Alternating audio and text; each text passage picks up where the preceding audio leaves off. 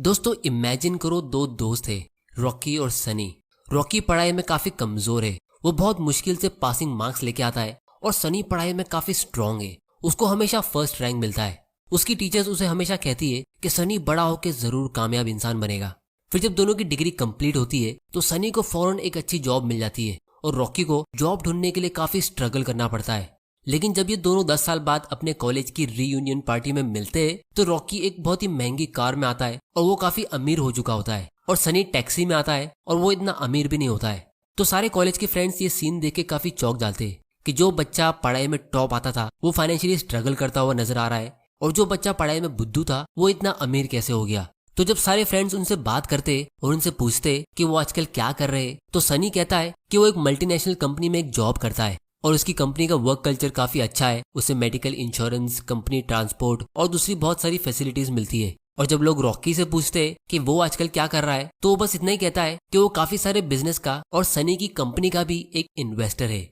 तो इन 10 साल में इन दोनों ने क्या किया इसको हम आगे वीडियो में समझेंगे, लेकिन उसको समझने के लिए दोस्तों आप लोग मुझे एक बात सच सच बताओ, हम मेजोरिटी मिडिल क्लास फैमिलीज में बच्चों को क्या सिखाया जाता है कि बेटा डिग्री ले लो, मेहनत करके जॉब करो और जितना मिल जाए उसमें खुश रहो, क्योंकि ज्यादा पैसा मतलब ज्यादा प्रॉब्लम्स। अगर आपके पास एक अच्छी डिग्री है, एक सेफ जॉब है तो वो सबसे बेस्ट है।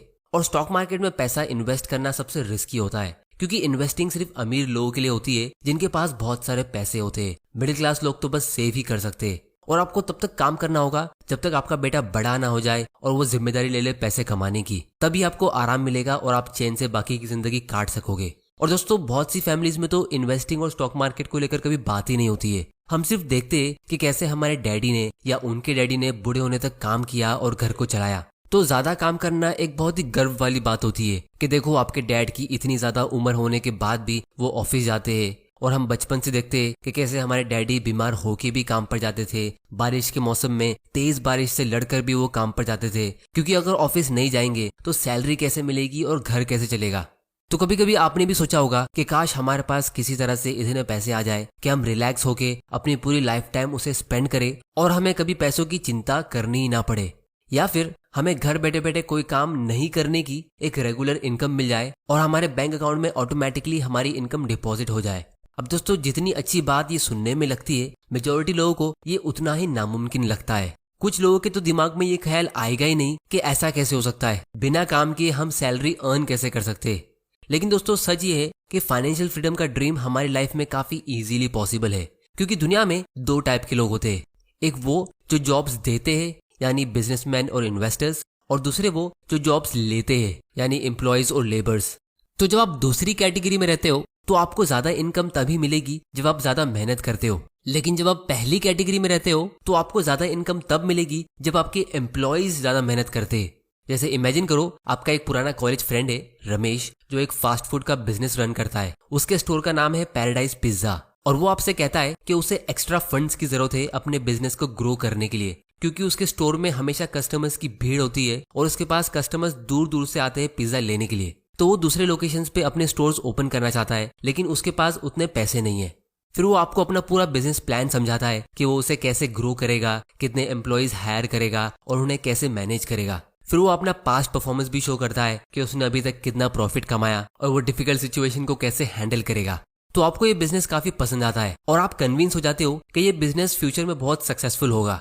लेकिन प्रॉब्लम ये है कि रमेश को 20 लाख रुपीस की जरूरत है और आपके पास उतने पैसे नहीं है, तो आप उसे अगले दिन वापस आने को कहते हैं। फिर जब वो अगले दिन आता है तो आप अपने 3 और फ्रेंड्स को अपने साथ बुलाते हो और फिर रमेश वही बिजनेस प्लान आप सबको एक्सप्लेन करता है और आपके तीनों फ्रेंड्स भी फौरन कन्विंस हो जाते हैं उसमें इन्वेस्ट करने के लिए। फिर आप चारों मिलके उसमें 5-5 लाख रुपया इन्वेस्ट करते हो और उसके बदले में आप चारों को उस बिजनेस की 10% ओनरशिप मिल जाती है। मतलब उस बिजनेस के अभी 5 ओनर्स है, एक है रमेश और बाकी आप 4। रमेश के पास 60% ओनरशिप है क्योंकि वो उस बिजनेस में मेहनत भी करेगा और वो उसे काफी टाइम से रन भी करता आ रहा है। फिर उसके बाद रमेश आपको हर साल ईमेल सेंड करता है जहां वो एकदम डिटेल में आपको एक्सप्लेन करता है कि उसने अभी तक कितना प्रॉफिट कमाया, कहाँ कहाँ खर्चे किए, वो फ्यूचर में और ग्रोथ के लिए क्या प्लान कर रहा है और वो अपने प्रॉफिट का कितना % आपको हर साल पे करेगा। तो ये जो रमेश के बिजनेस में आपने 10% इन्वेस्ट किया, इसको हम कहेंगे कि आपने उसकी कंपनी के 10% शेयर्स खरीदे, क्योंकि आप सभी पार्टनर्स ने मिलकर उस कंपनी के प्रॉफिट को शेयर करने के लिए अग्री किया है। और जो ईयरली प्रॉफिट आपको मिलेगा उसे हम डिविडेंड्स कहेंगे, जिसके लिए आपको कुछ करने की जरूरत नहीं होगी, आपको घर बैठे बैठे वो प्रॉफिट मिलेगा क्योंकि आप उस कंपनी के एक पैसिव इन्वेस्टर हो। अब दोस्तों एक्चुअली में बहुत लोगों के पास रमेश जैसे फ्रेंड्स नहीं होते जो उनके घर का दरवाजा खटखटाए अपने बिजनेस में इन्वेस्ट करने के लिए, और सभी के पास लाखों रुपए की सेविंग्स नहीं होती है। इसीलिए हमारे लिए शेयर मार्केट बहुत ही यूजफुल होता है क्योंकि इस मार्केट के जरिए हम हजारों सक्सेसफुल कंपनीज में से किसी अच्छी कंपनी को पिक करके उसमें इन्वेस्ट कर सकते हैं।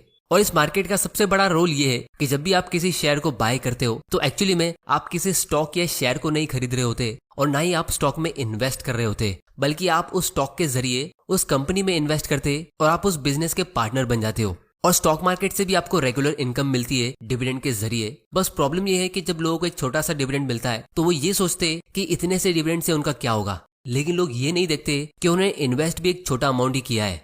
तो एक्चुअली में ये एक एडवांटेज है कि आप एक छोटी कीमत जैसे 500 या 1000 रुपए से भी इन्वेस्टिंग शुरू कर सकते हो और काफी कम एज से स्टार्ट कर सकते हो, और इसके लिए आपको कहीं पे जाने की भी जरूरत नहीं है। ये सारा इन्वेस्टिंग का खेल और बिजनेस को समझने का काम हम घर बैठे बैठे बहुत ही आसानी से कर सकते हैं। लेकिन दोस्तों बहुत लोगों को ये स्टॉक मार्केट और इन्वेस्टिंग काफी कॉम्प्लिकेटेड लग सकता है, क्योंकि अगर आप कोई फाइनेंशियल न्यूज चैनल देखोगे तो वो आपको एक ही स्क्रीन पे इतनी सारी चीजें दिखाएंगे कि आप कंफ्यूज हो जाओगे कि यहाँ पे हो क्या रहा है। या फिर अगर आप कोई यूट्यूब वीडियोस देखोगे तो वो कहेंगे कि आपको कौन सा स्टॉक आज खरीद के कल सेल करना है, फिर कौन सा कल खरीद के उसे परसों सेल करना है, और एक ही स्टॉक के लिए किसी से आपको बाय करने की एडवाइस मिलेगी और किसी और से आपको सेल करने की एडवाइस मिलेगी। तो इसीलिए अगर आप दूसरों की सुनोगे तो आप कभी वेल्थ क्रिएट कर पाओगे नहीं, क्योंकि आपको बिजनेस में कॉन्फिडेंस होना चाहिए उसे लॉन्ग टर्म के लिए होल्ड करने के लिए। तो अब आप सोच रहे होगे कि हमारे पास अच्छी कंपनी का आइडिया और कॉन्फिडेंस आएगा कहाँ से? तो दोस्तों सच ही है कि हम अपने चारों तरफ से अच्छे बिजनेस से घिरे हुए होते हैं। जैसे इमेजिन करो कि आप सुबह सुबह चाय पीते पीते ये सोचते हो कि आप अपने पैसे कहाँ इन्वेस्ट करोगे, और अचानक से आप ये सोचते हो कि यार मैं टाटा टी पीता हूँ और ब्रिटानिया की बिस्किट साथ में खा रहा हूँ और ये चीज तो मैं पिछले काफी सालों से कर रहा हूँ, तो ये कंपनी में इन्वेस्ट करना कैसा होगा? क्योंकि आप इनके डेली कस्टमर हो, और जब आप इनके कस्टमर नहीं रहोगे तो सबसे पहले ये चीज आपको ही पता चलेगी। तो इस सिचुएशन में अगर आप इन कंपनीज पे रिसर्च करते हो तो ये एक अच्छा स्टार्टिंग पॉइंट होता है, क्योंकि आपका फोकस कंपनी के बिजनेस और उसके प्रोडक्ट पे, ना कि स्टॉक के प्राइस पे। अब ऐसा नहीं है कि आपको वही 2 कंपनीज में इन्वेस्ट कर लेना चाहिए, लेकिन अगर आप ऐसी किसी कंपनी में जैसे सुज़लॉन एनर्जी या DHFL के शेयर्स खरीद लेते हो ये सोच के कि इनका शेयर प्राइस ऊपर जा सकता है, तो ये एक टाइप की गैम्बलिंग हो जाती है। क्योंकि शॉर्ट टर्म में स्टॉक का प्राइस रैंडमली फ्लक्चुएट होता है, लेकिन लॉन्ग टर्म में स्टॉक का प्राइस उसके बिजनेस के परफॉर्मेंस को फॉलो करता है। और सच ये है कि बहुत ही कम लोग स्टॉक मार्केट में किसी कंपनी पे फोकस करके उसके शेयर्स बाय करते हैं, जिसका मतलब ये है कि मेजॉरिटी लोग इसमें गैम्बलिंग करते हैं, और इसीलिए 99% मिडिल क्लास लोग इसमें पैसा लूज करते हैं, क्योंकि मेजॉरिटी लोग जॉब्स करते हैं जिनको बिजनेस की इतनी नॉलेज होती नहीं है। तो इसीलिए अब हम ये समझते हैं कि जब आपके दिमाग में कोई स्टॉक का आइडिया आता है या फिर आपको कहीं से स्टॉक की टिप मिलती है तो आप उसमें रिसर्च कैसे और कहाँ कर सकते हो। तो यहाँ पे बिजनेस को स्टडी करने के लिए मैं टिकर टेप यूज कर रहा हूँ, जहाँ से हम ऑलमोस्ट सारी पब्लिक कंपनीज का पब्लिक डेटा एनालाइज कर सकते हैं। इसकी लिंक आपको नीचे डिस्क्रिप्शन में मिल जाएगी, आप वहां जाके इसे चेक कर सकते हो। तो एग्जाम्पल के लिए हम एक सिंपल कंपनी की बात करते हैं, ब्रिटानिया इंडस्ट्रीज के बारे में आप सभी लोग जानते होंगे। इनकी बहुत तरह की बिस्किट्स आती है जो बच्चों से लेके बूढ़े तक सब खाते हैं। तो जब भी आप किसी बिजनेस को स्टडी करते हो तो सबसे पहले आपको उसके सेल्स को देखना चाहिए, क्योंकि अगर कंपनी का सेल नहीं होगा तो फ्यूचर में वो कंपनी नहीं होगी। तो यहाँ पे हम फाइनेंशियल्स पे जाके कंपनी के 10 साल पहले का रेवेन्यू चेक करते हैं। अब ये नंबर करोड़ में है, तो आप देख सकते हो 2012 में कंपनी ने 5.5 थाउजेंड करोड़ का सेल किया। फिर नेक्स्ट ईयर इन्होंने 6.2 थाउजेंड करोड़ का बिजनेस किया, फिर उसके बाद 6.9, फिर 8,000, और इसी तरह ये बिजनेस ग्रो होते होते अभी 13,000 करोड़ का हो गया है। तो आपको एक पैटर्न क्लियरली दिख रहा है कि कंपनी का सेल्स कंसिस्टेंटली हर साल इंक्रीज हो रहा है। तो आपको एक कॉमन सेंस लगा के सोचना है कि आपको क्या लगता है अगले कुछ सालों में ये सेल्स इंक्रीज होगा या कम होगा। इस चीज का जवाब आप लोग मुझे नीचे कमेंट करके देना। फिर हम इसका प्रॉफिट मार्जिन चेक करेंगे, क्योंकि सेल्स में से कंपनी को बहुत सारे एक्सपेंसेस माइनस करने होते हैं, और जो लास्ट में बच जाता है वही कंपनी का प्रॉफिट होता है, जिससे कंपनी की इंट्रिंसिक वैल्यू ग्रो होती है। तो प्रॉफिट मार्जिन के लिए हम यहाँ पे मार्जिन व्यू सिलेक्ट करेंगे। 10 साल पहले कंपनी का नेट इनकम मार्जिन यानी प्रॉफिट मार्जिन 3.6% का था, यानी कंपनी के हर 100 रुपए के सेल्स के बदले कंपनी को सिर्फ 3.6 रुपीज का प्रॉफिट हो रहा था, जो एक्चुअली में बहुत ही कम है। इसीलिए कंपनी ने इस पे फोकस करना शुरू किया, और फिर अगले साल इनका प्रॉफिट मार्जिन 4.16% में इंक्रीज हुआ, और फिर उसके अगले साल 5.69% में इंक्रीज हुआ, और फिर उसके अगले साल 8.5%। मतलब कंपनी का सेल्स तो हर साल इंक्रीज हो ही रहा है, और उसके ऊपर हर साल ज्यादा प्रॉफिट्स भी कमा रही है। और इसी तरह हर साल इनका प्रॉफिट मार्जिन इंक्रीज होके ये अभी 13.8% का हो गया है, जो एक बहुत ही अच्छा नंबर है। फिर इसके बाद हम कंपनी का डिविडेंड पे आउट रेशियो देखेंगे, मतलब कंपनी कितना परसेंट शेयर होल्डर्स को डिविडेंड के जरिए देती है और कितना अपने पास रखती है ग्रो होने के लिए। तो यहाँ पे हम देख सकते हैं 2012 में कंपनी ने अपनी आधी अर्निंग्स शेयर होल्डर्स को पे की थी। 8 रुपीज पर शेयर की अर्निंग्स में से इन्होंने 4 रुपीज डिविडेंड में पे किया और फिर इसके बाद कंपनी ने अपना पे आउट रेशियो कंसिस्टेंट रखा 30% के पास, जो एक बहुत ही अच्छा सिग्नल है। इससे हमें क्लियरली दिखता है कि कंपनी अपना बचा हुआ 70% री इन्वेस्ट कर रही थी और अपने बिजनेस को ग्रो कर रही थी। और फिर अच्छा प्रॉफिट कमाने के बाद और अपनी अर्निंग्स को सेव करने के बाद पिछले साल 2021 में इन्होंने एक बड़ा स्पेशल डिविडेंड पे किया। तो इससे आपको एक चीज क्लियरली समझ आ गई होगी कि जो कंपनी जेन्युइनली अपने बिजनेस पे फोकस करती है और अपने शेयर होल्डर की वेल्थ को इंक्रीज करने पे फोकस करती है, तो वो घुमा फिरा के अपना सारा प्रॉफिट्स हम शेयर होल्डर्स को ही देती है। तो जब भी आप किसी स्टॉक के बारे में सुनते हो या आपको किसी स्टॉक में इन्वेस्ट करना है, तो उसके कुछ फाइनेंशियल नंबर्स को आप यहाँ पे आके देख सकते हो कि कंपनी का सेल्स कितना ग्रो हो रहा है और कंपनी प्रॉफिट कमाती भी है या नहीं, कंपनी कोई कर्जे में डूबी तो नहीं है, या उनमें कोई रेड फ्लैग्स तो नहीं है, मतलब फ्रॉड्स एक्सेट्रा एक्सेट्रा। तो जब आपको कोई कंपनी अच्छी लगती है और आपको उसमें इन्वेस्ट करना है, तो आप उसमें एक छोटे अमाउंट से इन्वेस्टिंग शुरू कर सकते हो। जैसे आप उसका एक शेयर खरीद सकते हो ट्रैकिंग पोजीशन के लिए, जहां से फिर आप उसको और स्टडी करना शुरू करोगे।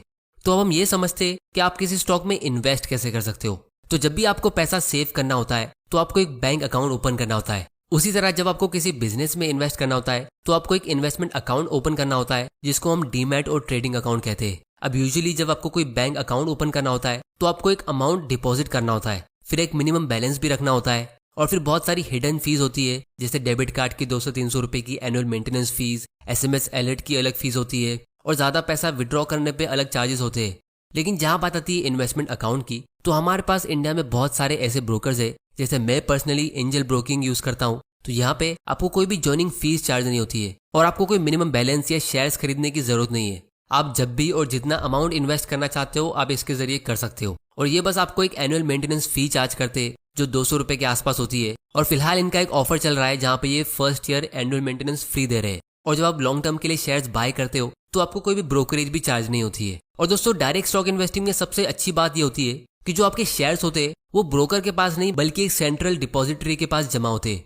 और उसके साथ में जिस कंपनी के आप शेयर्स खरीदते हो तो उस कंपनी के रजिस्टर में भी आपका नाम ऐड होता है कि इतने शेयर्स इस आदमी के हैं और उसने इस डेट में उसे बाय किया और उसकी पर्सनल डिटेल्स ये है और उसका बैंक अकाउंट नंबर ये है, एक्सेट्रा एक्सेट्रा। और यही रीजन है कि जब कंपनी अच्छा प्रॉफिट कमाती है तो वो अपना डिविडेंड डायरेक्टली शेयर होल्डर्स के अकाउंट में ट्रांसफर करती है। इसमें कोई भी ब्रोकर इन्वॉल्व नहीं होता है। तो एक्चुअली में अगर आप थोड़ा गौर करोगे तो स्टॉक्स कैश और बैंक डिपॉजिट के मुकाबले ज्यादा सेफ दिख रहे हैं, क्योंकि अगर कोई बैंक बंद हो जाए तो आपकी FD और सेविंग्स एक बार खतरे में हो सकती है और कैश आपसे कोई चोरी भी कर सकता है। लेकिन अगर आपने एक बार किसी अच्छी कंपनी में इन्वेस्ट कर दिया और फिर आपका ब्रोकर बंद भी हो जाए तो भी आपको टेंशन लेने की जरूरत नहीं है, क्योंकि आपके शेयर्स का रिकॉर्ड कंपनी के पास भी होता है और डिपॉजिटरी में जैसे CDSL के पास भी होता है। बस प्रॉब्लम यह है कि लोग गलत कंपनी के शेयर्स खरीद लेते हैं, जल्दी अमीर बनने की लालच में किसी हॉट स्टॉक में इन्वेस्ट कर लेते हैं, जिसमें उनका शेयर का प्राइस नीचे जाता है और उनका लॉस हो जाता है। तो अब हम रॉकी और सनी की स्टोरी को कंप्लीट करते हैं। तो रॉकी ने जब अपनी कॉलेज की डिग्री खत्म की तो वो एक बेसिक लेवल का जॉब करते करते बिजनेस और इन्वेस्टिंग के बारे में सीखता और फिर उसने अपनी मेजॉरिटी सेविंग्स को हाई क्वालिटी की ग्रोथ कंपनीज के स्टॉक में इन्वेस्ट किया लॉन्ग टर्म माइंडसेट के साथ। और सनी ने कभी ज्यादा सेव किया ही नहीं और जितना भी थोड़ा बहुत वो सेव करता था तो वो उसे किसी सेफ गवर्नमेंट बॉन्ड या FD में इन्वेस्ट करता जो इन्फ्लेशन यानी महंगाई से भी कम रिटर्न दे रहा था, या फिर वो एंटरटेनमेंट के लिए किसी हॉट स्टॉक में इन्वेस्ट कर देता। तो सनी ने पैसा कमाया बहुत था, लेकिन वो अपने कैपिटल को ग्रो करना तो दूर उसे प्रिजर्व भी नहीं कर पाया। और दोस्तों, सबसे सैड बात यह है कि 99% इंडियंस ऐसी ही सनी जैसी अपनी लाइफ गुजार देते हैं। तो इसीलिए फाइनली मैं सिर्फ इतना ही कहूंगा कि जब आप अपना कीमती टाइम देके मेहनत करके पैसा अर्न करते हो और फिर उसको ऐसी जगह रखते हो जहां वो इन्फ्लेशन को भी बीट नहीं कर पाता है, मतलब जिस रेट से इंडिया में महंगाई बढ़ रही है यानी 7-8% के रेट से सिर्फ उतनी ही तेजी से आपका पैसा ग्रो नहीं होता है, तो ये कितनी बुरी बात है। ये तो ऐसा हो गया जैसे आपने बहुत मेहनत करके एक कंपनी स्टार्ट की और फिर आपने उसमें बहुत सारे लोगों को नौकरी दी, फिर उनसे काम कराने के बदले आप खुद और ज्यादा मेहनत करने लगे और आपने उन सारे एम्प्लॉयज को लंबी छुट्टी दे दी। और फिर अपने बुढ़ापे में जब आपको उनकी बहुत ज्यादा जरूरत होती है तो वो एम्प्लॉयज एकदम आलसी और कमजोर हो चुके होते हैं। तो इसमें गलती किसकी है? तो इसीलिए पैसा भी टाइम के साथ बूढ़ा होते रहता है और उसकी वैल्यू टाइम के साथ कम होती रहती है। इसको जवान रखने के लिए और ग्रो करने के लिए आपको इसे इन्वेस्ट करना होता है जहां पे ये आपके लिए काम करता रहे। तो इसीलिए लोग कहते हैं कि स्टॉक मार्केट सबके लिए नहीं है, क्योंकि इसमें आपको बहुत ज्यादा नॉलेज और पैसों की जरूरत होती है। लेकिन पर्सनली मेरा ओपिनियन यही है कि स्टॉक मार्केट सबके लिए है और होना चाहिए। बस आपको इसमें राइट माइंडसेट के साथ एंटर करना है और एक लॉन्ग टर्म थिंकिंग रखनी है और बिजनेस पार्टनर की तरह सोचना है। क्योंकि अगर कोई आदमी बीमार और कमजोर होता है तो हम सब उससे यही कहेंगे कि वो अपनी हेल्थ का ध्यान दे और हेल्दी बने। उसी तरह अगर कोई फाइनेंशियली वीक है और पुअर है तो मैं उससे यही कहूंगा कि वो इस गेम ऑफ मनी को सीखे, यानी बिजनेस और इन्वेस्टिंग को सीखे और अपने माइंडसेट को इम्प्रूव करे। जिसके लिए इस चैनल को सब्सक्राइब करके बेल आइकन प्रेस जरूर कर देना, ताकि आपसे कोई ऐसे वैल्यूएबल वीडियोस मिस ना हो जाए। और इन्वेस्टिंग आप जितना जल्दी शुरू करोगे आपके लिए उतना अच्छा है, क्योंकि कंपाउंडिंग के पावर से आप उसका ज्यादा बेनिफिट ले पाओगे।